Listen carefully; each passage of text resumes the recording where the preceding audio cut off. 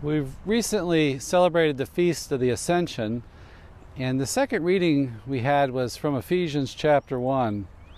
It said, when he accomplished in Christ, when he raised him from the dead and made him sit at his right hand in the heavenly places, far above all rule and authority, power and dominion, and above every name that is named, not only in this age, but also in that age to come.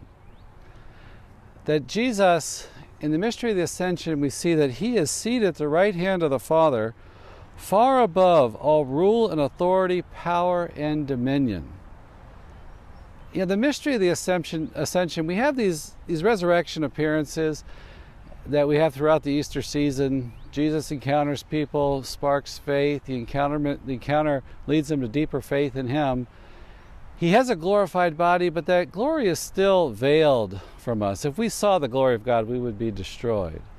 This mystery of his ascension into heaven, seated at the right hand of the Father, above every rule and authority, highlights his authority and his entrance into divine glory. He's literally lifted up and taken up, and then the clouds cover him from sight. He's lifted up into the sky. You know, that cloud in the Old Testament is often a sign of God's glory. You think of the cloud leading the Israelites in the desert, or descending upon the tent of meeting, and to encounter God himself.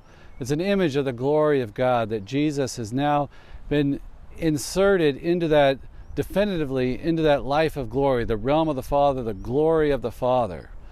And the next time we see him is when he comes again, the second coming. And he's above every kingdom, every worldly kingdom. We're told in John chapter 12, verse 32, that when I am lifted up, he says, I will draw all men to myself.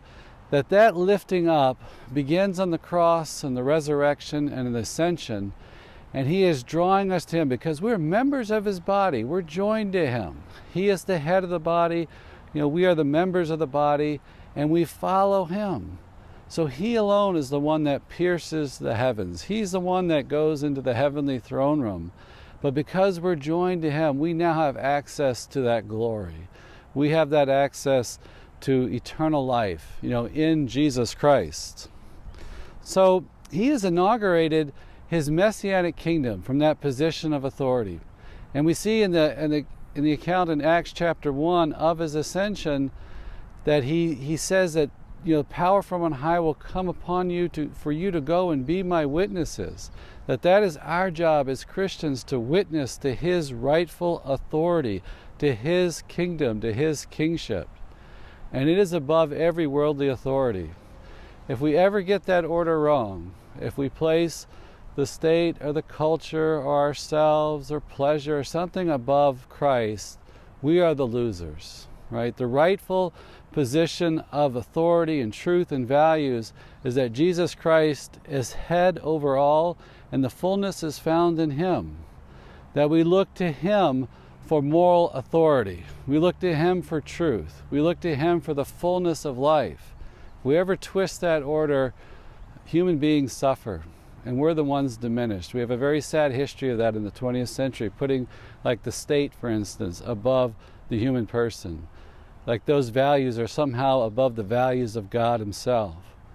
Well, the truth that God is, when we live that, follow that, when we're joined to him, we'll know a new fullness and a new human flourishing. That we too are destined for that heavenly life that begins now.